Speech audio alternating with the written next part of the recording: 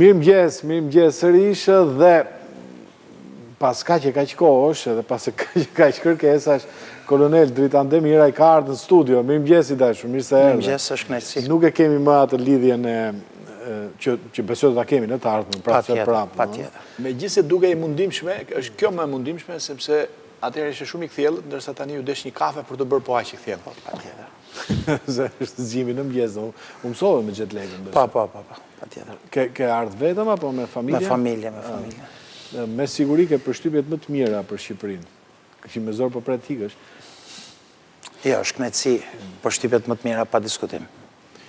Në rregull. Atëherë ne jetojmë si gjithë tjerët, por gjatë kësaj periudhe ka ndodhur shumë gjëra dhe besoj se ju ndërkohë që jeni ndoshta me pushime, një sy e mbani ande se ç'a ndodh, domethënë. Patjetër.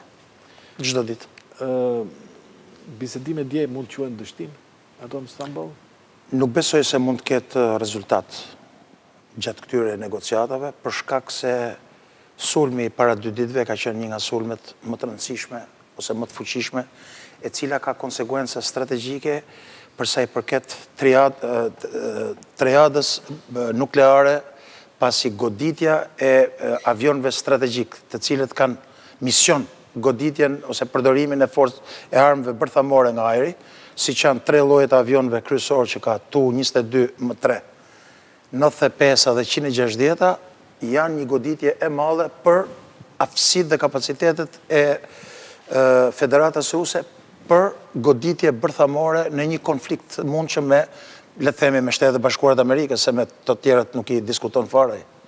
Nëse më shumë se sa kaq që të rrim analizës, le të themi, logjike, më tepër është simbolike, përveç se është reale, 1/3 e flotës gati, domethënë të asaj kategorie është dëmtuar $7 miliard, nuk është se me ato që tepruan ai nuk është në gjendje që të përdor bomba bërthamore nga ajri, pa llogarit nga toka, nga deti dhe nga gjitha. Ideja është simboli, mënyra se si ndodhi. Si ka mundësi që në 4 baza të njëpasnjëshme, në 3 zona kohore, në gjithë Rusin, penetruan me kaq kujdes duke pas parasysh edhe teknologjinë e kohës sotme për përgjimin, po edhe aftësitë ruse për të detektuar si ndodhi. Shumë interesante ishte e gjitha. 3 janë aspektet kryesore që mendoj që duhet të realizojmë. Spari, shifra e sasisë që ju thatë është e egzageruar. Absolutisht. Është propagandë, nuk janë godit aq. Së dyti, janë vetëm 3 bombardues në Tu-95, një 22 M3 dhe disa goditje të tjera, nuk janë 41 avion. Dhe shifra $7 miliard është e egzageruar. Diku lexon 2, diku 5. Së dyti, dhe për këtë të garantoj 100%. Së dyti, aftësia dhe kapacitetet e Ukrainës janë të kufizuara. Nuk ka asnjë lloj mundësie që Spari nuk ka akses në GeoInt, ajo që është inteligjenca gjeohapsinore, që do të thotë çdo gjë komandohet nga Shtetet e Bashkuara të Amerikës. Në rastin konkret, unë mendoj që mund të mos kenë qenë drejt për drejt përfshira Shtetet e Bashkuara të Amerikës, por në task force-ën që vepron në Ukrainë, në disa zona, por edhe në zonat e tjera të cilat unë nuk mund t'i them këtu, sepse përbëjnë cënim të sigurisë operacionale të NATO-s, janë operacione të cilat drejtohen nga vendet kundërshtare të Rusisë. Dhe këtu kryesorja janë Britania e Madhe dhe Franca. Vetë kuptohet, task force që drejtohet nga Shtetet e Bashkuara të Amerikës e ka gjithmonë prezencën e Britanisë, Francës, por në mënyrë të veçantë Britanisë Madhe. Dhe së fundi, ajo që njihet si drone warfare, tashmë ka rrit nivelet më të sofistikuara, në përshtatje me sulmet, në përshtatje me mbrojtjen kundërajrore, në përshtatje me gjithë sistemet e luftës elektronike, por jo vetëm. Britania Madhe, vendet, pra kjo është luftë që e drejton NATO-ja. Kur themi në Ukraina, kjo është gënjeshtër. E unë ja u kam thënë gjithmonë që nuk ka si kapacitet. Sigurisht, për shkak të territorit të jashtëzakonshëm që ka Federata Ruse, ka grupe sabotazhi, ka njësi të cilat janë pjesë e shërbimeve sekrete të NATO-s, por edhe të Shtetet Bashkuara të Amerikës dhe Britanisë Madhe, të cilat aktivizohen kundrejt çumave të jashtëzakonshme dhe ju e keni parë dhe sofistikimin e këtij sulmi nëpërmjet kamionëve, përshtatjes tyre, të cilët këto lloj dronësh janë përdor e kanë të pamundur që të bënë pjesë e sistemeve elektronike, cilat Rusia përhisë vërtet si ka më të sofistikuar në botë, siç është Murmansk, MN-ja dhe një pjesë sasi e madhe e këtyre sistemeve, cilat i keni të shpjeguara në librin që i dhurova Kelit dhe ju. Faleminderit, me siguri ka shumë gjëra aty që ne nuk i dim dhe jemi kurios. Ajo që më bën përshtypje nga ky sulm me dron, ju sapo thatë që Rusia ka një sistem mbrojtje nga ajri jashtëzakonisht efikas. Përse ky sulm ishte edhe efikas dhe eficient, në kuptimin dhe sasior dhe cilësor. Këto drone ishte distancë shkurtër, pra nuk pati kohë mbrojtja kundërorë ruse me reagu, sepse ato janë nisur nga toka, pra në afërsi kanë përshtypjen. Janë drone që fluturojnë ulët, kështu kanë qenë? Patjetër. Atëherë unë mendoj që dy janë elementet kryesorë që mund të analizojmë edhe për interes të teleshikuesve. Spari, ky nuk është sulm që ka pas si mision krijimin e ndonjë efekti për momentin. Goditja e këtyre avionëve është një goditje e cila është në long term, sepse këto lloj avionësh nuk përdoren sot, po përdoren shumë pak për goditje. Këto janë avionët të cilët do të përdoren në një luftë, në një konflikt botëror. Këto janë avionë të cilët fluturojnë në 12, 13, 15.000 metra lart dhe kanë hapësi dhe kapacitete për qëndruar nëpërmjet rifurnizimit për përdorimin e armëve bërthamore, me efekt të shkatërrues, shumë shkatërrues. Së dyti, për ta paraqit Federatën Ruse që edhe Ukraina, pra është e dobët, dhe Ukraina ka hapësi dhe kapacitet, po siç thash, këtu brapa qëndrojnë shërbimet ruse, dhe së fundi, unë mendoj që këto sulme dhe këto goditje janë bërë në një distancë shumë të vogël. Të gjitha sistemet e mbrojtjes kundërore të integruara, që nga panciri, SA, 2-shi, 3-shi, 350, 400, 500 dhe me radhë të gjitha janë të integruara nga niveli poshtë dhe niveli lartë. Dronët duke qenë një lartësi të ulët është e pamundur për t'i identifikuar. Jo, ne hodhëm një pyetje pak më përpara. Më thamë, mos po vjen lufta e tretë botërore dhe këto sulme midis NATO-s dhe Rusisë, apo nis vërtet lufta?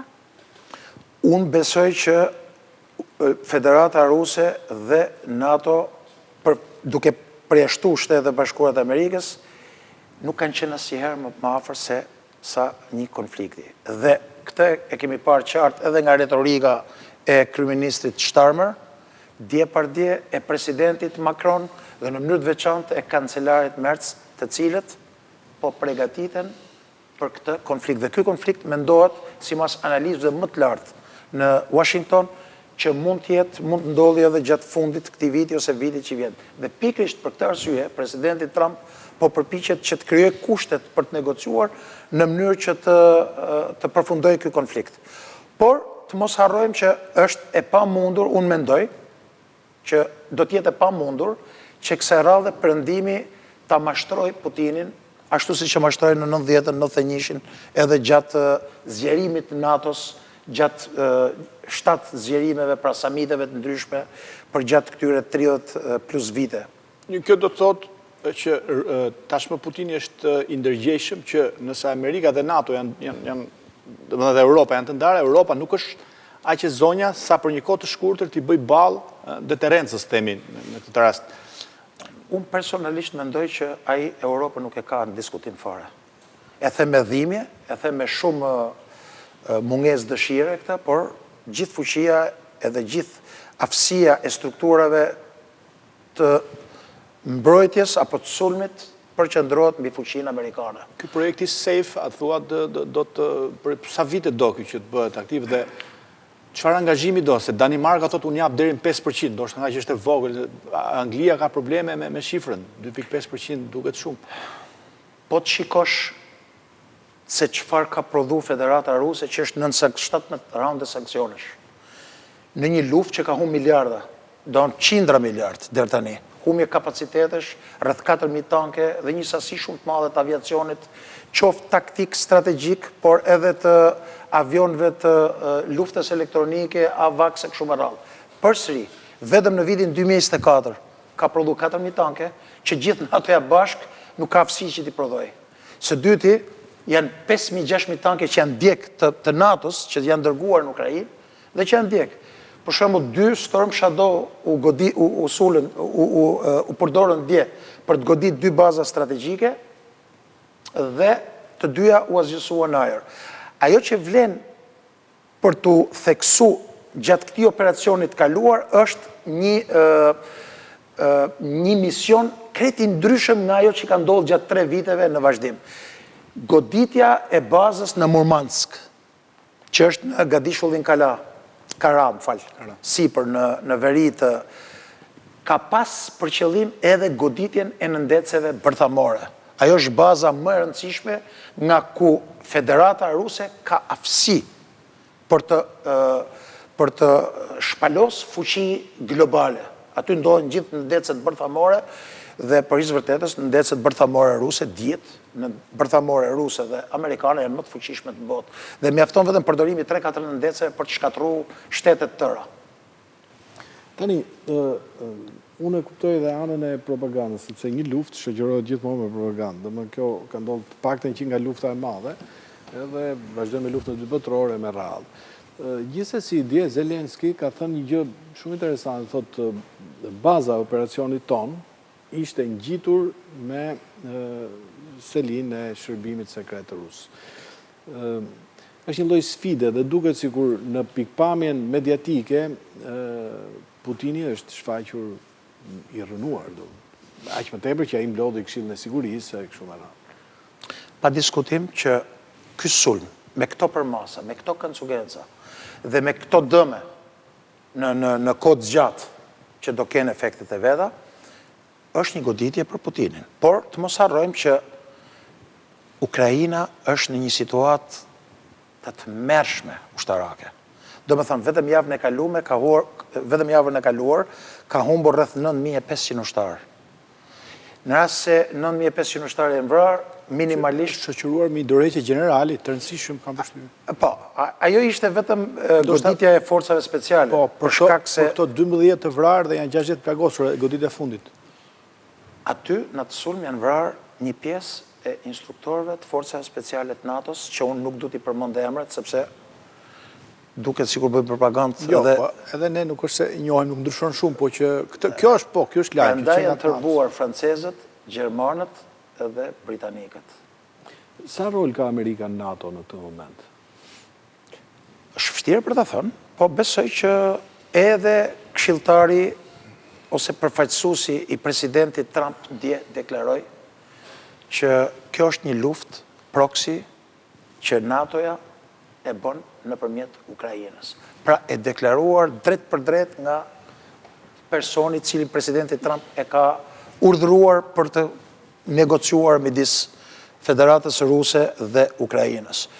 Dhe në rast se lejoni të shkoj 5 ditë mrapa, në rast se e keni ndjek për gjatë 2 ditëve llogari dhënien e sekretarit të shtetit përpara Senatit dhe Kongresit, e deklaroi qartazi pas presionit të jashtëzakonshëm nga senatorët për ta quajtur presidentin Putin kriminal, nuk pranoi ta quajë, sepse nuk mund ta quajë kriminal për shkak se ne jemi në negociata, ne kërkojmë që të gjejmë një rrugë të mesme për ta paqësuar.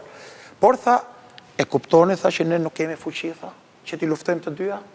Ne tha jemi përqendruar me Kinën dhe mendoj që është vlen të futemi pak te situata rreziqet dhe kërcënimet dhe kush situata në pjesën e Kinës, në Azinë Juglindore, në detin e Kinës lindore dhe jugore, dhe Shtetet e Bashkuara të Amerikës po përgatiten për atë konflikt. Po përgatiten që Tajvani mos të qëndrojë aty ku është. Po. Kjo do ishte sfida e amerikanëve, nuk është sfida europiane. Është sfida amerikane, është sfidë pjesësisht edhe europiane, për këtë arsye edhe presidenti Macron shkoi në Singapur dhe dha atë fjalimin që tha ne nuk do lerojmë. Por nga një anë, nga ana tjetër, Kina tashmë vazhdon të fuqizohet çdo ditë dhe më tepër, dhe kjo aleancë midis Kinës, Federatës Ruse, Koresë së Veriut, e cila vazhdon të prodhojë për ditë. Sa e sinqertë si aleancë? Unë besoj që në të paktën në 10-15 vitet e ardhshme, rreziku dhe kërcënimi numër 1 në botë për sa i përket gjithë kundërshtarëve të Federatës Ruse do të jetë Kina. Minimalisht 10-15 vjet dhe mbrapa, jo tani. Tradicionalisht në politikën kineze, rusët thuhet, domethënë në legjendat e viteve 80-90 që Kina ka pas shumë më tepër problem Rusinë se Amerikën. Pa diskutim. Dhe unë e kam thonë edhe kur më zhdon mundësia në për intervista që 4200 kilometrat e kufirit me njëri tjetrin. Kina herës pari ka pretendime territoriale për pjesën e Manqurisë Veriut, për pjesën e Gadishullit, një pjesë të madhe të burimeve, pasi aty gjendet një pjesë e madhe. Dhe Kina ka filluar ka gjetë një rrugë paqësore në rrjet pushtimit ekonomik. Po të shikosh komplet pjesën lindore të komandës lindore, janë rreth 5 milion qytetarë kinesë, shtetas kinesë, cilët kanë hap biznese dhe komandojnë çdo gjë në të zona, kanë hotelet, kanë njërën, kanë tjetër. Edhe në Europë është pak a shumë e njëjta gjë. Jo, e njëjta gjë, po është këtë ndryshe për atë, sepse ajo është një territor i pabanuar. Një territor që banohet vetëm nga 4-5 milion. Dhe 4-5 milion rusë, 4-5 milion kinesë që do të thotë, në të ardhmen Kina do të ketë nevojë për rezerva të jashtëzakonshme sepse vazhdon rritjen fuqizimin. Dhe ky rritje fuqizim ekonomik kërkon mbështetje me minerale, me naftë, me gaz, por vetëm cilat Federata Ruse i ka pa fund. Po, atëre i bie që kjo lloj aleance e re, që duket Rusi, Kinë, Kore, edhe Iran. Edhe Iran, është një lloj raporti vasaliteti i bie që të ketë Rusia ndaj Kinës. Mund ta shikoni edhe në atë pikpamje, por janë dy vende të cilat kanë nevojë për njëri tjetrin. Spari, Kina ka nevojë për gjithë të burime, sepse vazhdon rritet ekonomikisht dhe ka të pamundur të siguroj me këto çmime që i merren Federatën Ruse. Nga ana tjetër, kjo ka nevojë për të shmangë sanksionet, për të vazhduar rritjen, prodhimin e këtyre. Për momentin problemi kryesor është bashkëpunimi dhe sigurimi i këtyre dual use që janë këtyre pajisjeve me dy përdorimshme, të cilat mundsojnë. Zoti Demira, s'ka pas ndonjëherë në ndjenin time modeste, në pretendime territoriale të dukshme, Kina me Rusinë, besoj e gjen gjuhën në ato për të qenë një lloj lidhje simbiotike. Domethënë, unë më jep çfarë kemi nevojë, absolutisht kanë të dyja bashkë kanë interesin e armikut të madh, Amerikës këtë rast në fund ditës, lufta globale, ajo naivja, kjo ta dikton që të mendosh kështu që Amerika, Kina nuk e do Amerikën, Amerika nuk do Rusinë, por është një lloj qertulli. Europa, ndalemi pak Europa, sepse edhe kryeministre nuk e thot, ndoshta me këto fjalë, me fjalë më diplomatike, thot le të përfitojmë nga kjo atmosferë, nga ky aktualitet dhe jo i Shqipërisë për të përshpejtuar integrimin e Shqipërisë në Europë. Pra, a mos ndoshta ky fuqizim apo kjo qëndres, kjo ideologji, kjo ide e Putinit do ta përshpejtojë realisht antarësimin e vendeve të Europës? Unë besoj që po, sepse për të vetmen arsye, sepse Bashkimi Evropian sot që të krijojë një fuqi të qëndësishme, më të madhe se ajo që ka sot, do t'i kërkon së pari integrimin e gjithë këtyre vendeve në një strukturë, pra në Bashkimin Evropian, jo vetëm 27 vendet, po plus edhe pjesën tjetër, dhe së dyti të gjitha forcat armatosura të cilët janë pjesë e NATO-s, plus 3-4 vende tjera që nuk janë si Bosnia, Serbia, apo edhe këto Moldavia, këto, kërkojnë që të përshpejtohet ky proces edhe për antarësimin e Bashkimit Evropian, edhe në antarësimin e tyre NATO-s, në mënyrë që të krijojë një forcë sa më të madhe të jetë e mundur. Dhe së dyti, integrimi i gjithë këtyre ushtrive, i cili unë besoj do kërkojë dekada. Si shpjegohet që armët serbe u gjetën në Ukrainë? S'ka asnjë sekret. Në mënyrë të vazhdueshme, fabrikat, Partizani, po janë rreth 7 fabrika të Beogradit, të cilat në mënyrë të vazhdueshme kanë shit artilleri, pra predhe artillerie, 122, 152, por edhe sistemet tjera municioni për Ukrainën me kërkesë të Shtetet Bashkuara të Amerikës në një vlerë 500 deri 900 milion euro në vit, dhe ky nuk është sekret. Po, ajo përplasje e ashpër e javës që shkoi mes Vučićit dhe Moskës, ishte një kemi të bëjmë një teatr, apo ishte një përplasje për vërtetin? Unë besoj që është një teatr për shkak se ju e pat pritjen që i bëri Putini para 1 javë, 2 javë, apo 10 herë që ka shku Dodiku atje. Apo kishte nevojë Vučićit, kishte një lloj konflikti për të treguar që ne jemi europianë. Vučići vazhdon qasin e tij pragmatiste, atë që ka përdorë dikur edhe ish Titoja, e njëjta linjë e politikës jashtme, marrëdhënie ekselente me Perëndimin, me lindjen, por në mënyrë të veçantë me lindjen e mesme, duke Po edhe me Kinën, goxha marrëdhënie. me Kinën pa diskutim, se me Kinën ka rreth 25 bilion dollar investime. Ka autostrada, kanë fushën e mbrojtjes, kanë fushën e teknologjisë, kanë fushën e nanoteknologjisë, kanë fushën e trafikut, infrastrukturës. Po mirë, në qoftë se Rusia dhe Kina janë në këtë lloj aleanse, në këtë lloj simbioze, si shpjegohet që administrata amerikane është kaq tolerante në thonjza ndaj Rusisë? Nuk është tolerante. Unë mendoj që në mënyrë të veçantë krejt ndryshe nga administratat e tjera, administrata Trump, edhe këtu nuk them presidenti Trump, po si administrata e tij, e kanë kuptuar, siç e thash pak më parë, Rubio deklaroi në Kongres, guxoi të deklarojë në Kongres, që nuk ja dalim dot të dyjave. Ne do të po përpiqemi me gjitha format ta paqësojmë Federatën Ruse, sepse orientimi jonë është Kina dhe ne nuk ja dalim dot ushtarakisht të dyjave. Pse nuk u mbyll për 24 orë lufta siç premtoi zoti Trump? Po, çdo gjë që ka premtuar presidenti Trump nuk mund të mbyllet për 24 orë. Ju më lejoni t'ju sjell në vëmendjen tuaj edhe gazën. Është një katastrofë. Një katastrofë historike, do të thoja, të cilën po e menaxhon në mënyrën jo të dur. Më lejoni të sjell në vëmendjen tuaj rreth 4 milion vota muslimanësh, të cilët një nga arsyet kryesore që humbi Kamala Harris ishte sepse për shkak të situatës mbështetjes që i kishte dhënë Gazës. Nuk është se ka ndryshuar në Dhe ky deklaroi, jo vetëm që s'ka ndryshuar, është përkeqësuar disa herë më shumë. Plani i Trumpit për ta kthyer atë zonë në një zonë turistike, ku e diun se çfarë. Po, Riviera e milionerëve. Është pastrimi pastër etnik. Absolutisht. Gjë e cila ka pas kundërshtim të jashtëzakonshëm nga senatorët, kryesisht demokrat, dhe unë besoj që ai plan nuk do funksionoj. Megjithatë, zoti Netanyahu thotë ai plan më pëlqen shumë.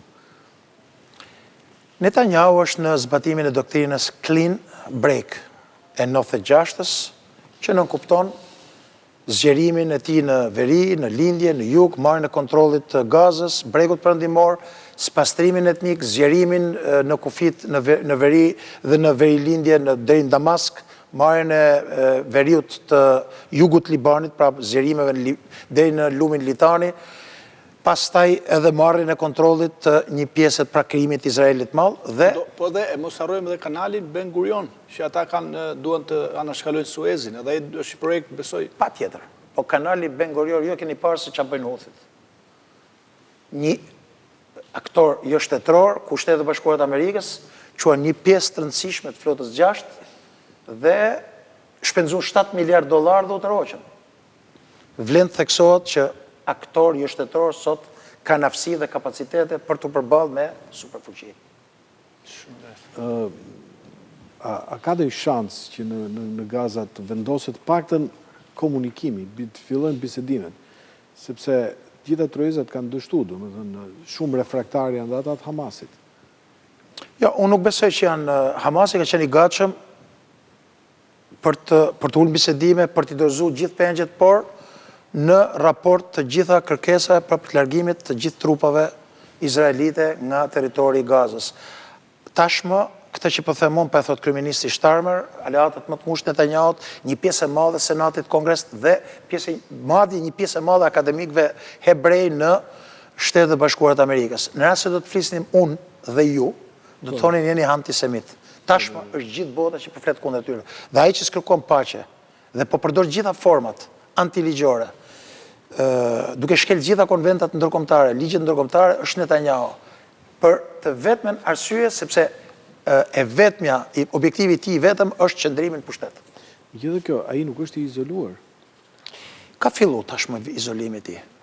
E di që s'do të bini dakord me mua, por s'ka lidhje. Jo, e di që s'do të bini dakord me mua në këtë që do vazhdoj mrapa. Tashmë Izraeli është dëmtuar në mënyrë të jashtëzakonshme, nuk flas për mbështetjen ndërkombëtare apo për prestigjin e tij ndërkombëtar. Imazhi i tij është për tokë. Sot ka gjithë botën kundër dhe këtë i referohem kryeministrit Olmert, dje, kryeministrit tre kryeministrave, ish kryeministrave të Izraelit, të cilët kanë deklaruar haptazi, nuk e di nëse se unë i ndjek 24 orë, thotë ky është një pastrim i pastër. Po, e ka thënë, i ka vënë emrin genocid. Po, i ka vënë emrin. Ky po na shkatron. Dhe Ehud Barak, një nga legjendat e historisë, diplomacisë, fuqisë, politike dhe ushtarake, i shefi shtabit i përgjithshëm i Izraelit, ka deklaruar shkatrimin e imazhit të Izraelit që po na bën Netanyahu, duhet urgjentisht të ndalojë, të largojë gjithë trupat dhe duhet fillojmë negociatat për krijimin me dy shtete. Dhe tashmë edhe presidenti Trump në një presion të jashtëzakonshëm. Javën e kaluar, mbani mend, 32 diplomat ambasador u futën në bregun perëndimor, kinezi, rusi, amerikani dhe perëndimorët, dhe ushtarët izraelit qelluan. Tashmë pamjet e ushtarëve izraelit me kamera duke shkatru, duke vrarë në mënyrë të qëllimshme, janë live në të gjithë botën. Dhe historia, vetëm në kohën e Hitlerit, në kohën e nazistëve, ka parë krime të kësaj përmase. Dhe për këtë arsye, presidenti Trump është quar nga gjumi dhe po ushtron presion të jashtëzakonshëm. Kemi një mungesë komunikimi midis Washingtonit dhe Tel Avivit tashmë për 2 muajve, pavarësisht se nuk deklarohet haptazi. Por administrata Trump e furnizoi, kemi rreth 901 avion që kanë furnizuar Izraelin vetëm në këto 4 muajt e fundit. Që thot që na duhet komunikimi në këtë rast. Pa diskutim. Por që besoj që do të gjendet një zgjidhje sepse tashmë edhe komuniteti vendet arabe plus Turqinë, të gjithë po unifikohen dhe unë besoj që Izraeli është i detyruar, do të jetë i detyruar të gjejë një rrugë për negociata. Si funksionon Palestina? Sepse po themi gjysmën e territorit e kontrollon të Hamasi, gjysmën tjetër qeveria palestineze, qeveria që njihet. Autoriteti palestinez nën presidentin Abbas. Po, si funksionon aktualisht? Po nuk funksionon fare. Kjo gjysma e autoritetit të presidentit Abbas është e prekur nga sulmet apo jo? Absolutisht, presidenti Abbas nga populli palestinez konsiderohet si tradhtar, nga një pjesë e madhe. Flas për pjesën e bregut perëndimor, nuk flas për pjesën e Gazës. Për ato 2,5 milionë janë atje. Për arsye sepse leadershipi i tij gjatë gjithë këtyre viteve nuk ka sjell asgjë përveç se dështim, përveç se korrupsion, përveç se zgjerim të vendbanimeve dhe mungesë të autoritetit për të mbrojtur çështjen palestineze, pavarësisht përpjekjeve të tij për të shkuar kryesisht në Gjordani, që kanë pamundur për të ndaluar sepse kanë një kanal komunikimi, dhe me Egjiptin. Pra, po kjo lloj Palestina mund të konsiderohet e ndarë në mes, pra lufta bëhet aty ku është autoriteti i Hamasit, apo bëhet në gjithë territorin palestinez?